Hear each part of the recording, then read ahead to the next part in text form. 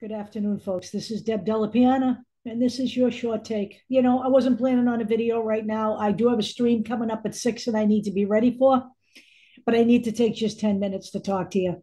A couple of things happened today.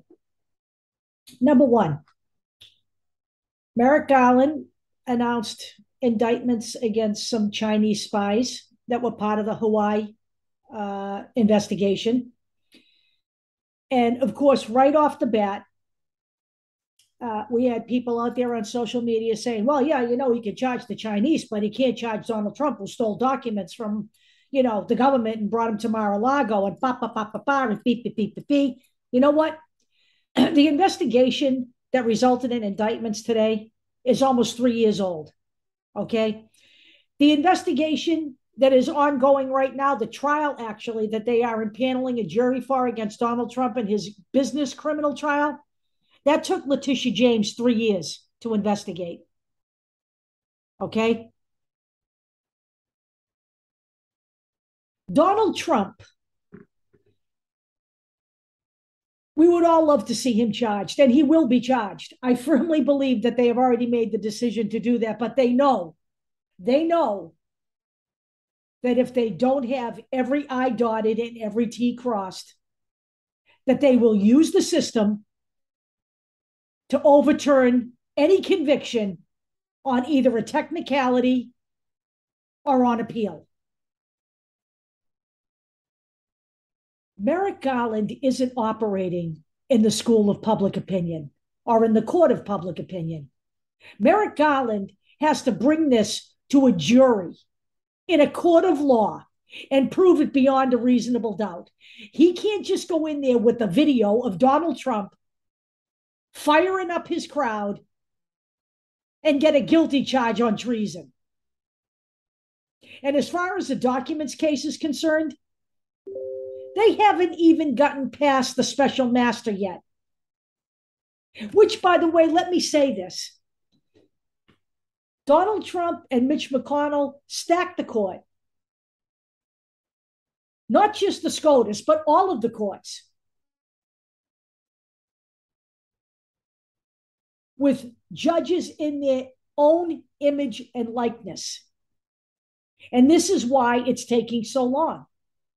There should never have been a special master granted, but there was. Now the DOJ is trying to get the special master removed. We'll see how that goes.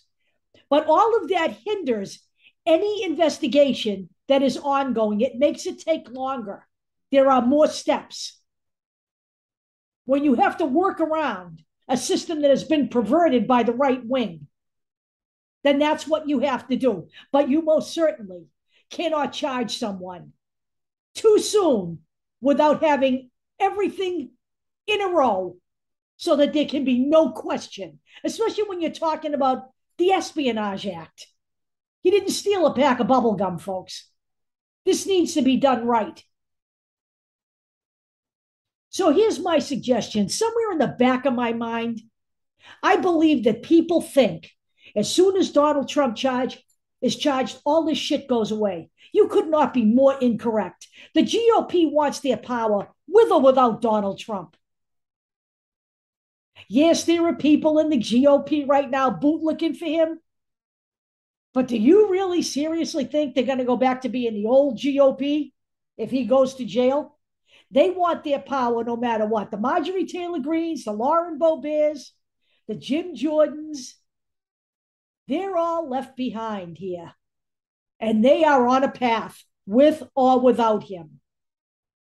There are already in this country 60% of the people who will be dealing with election deniers on the ballot.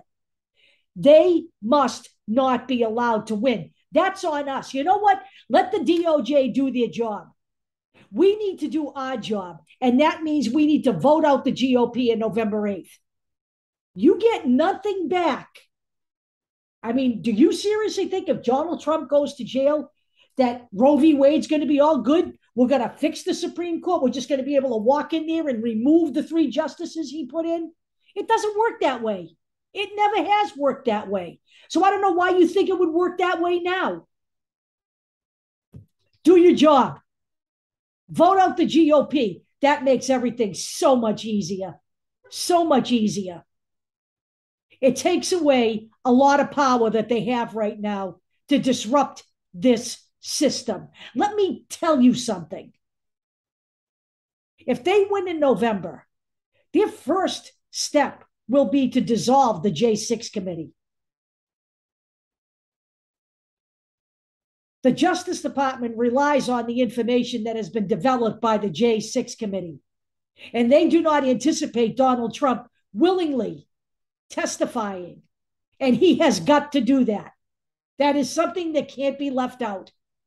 They have all of the information they need now. He needs to come in under oath.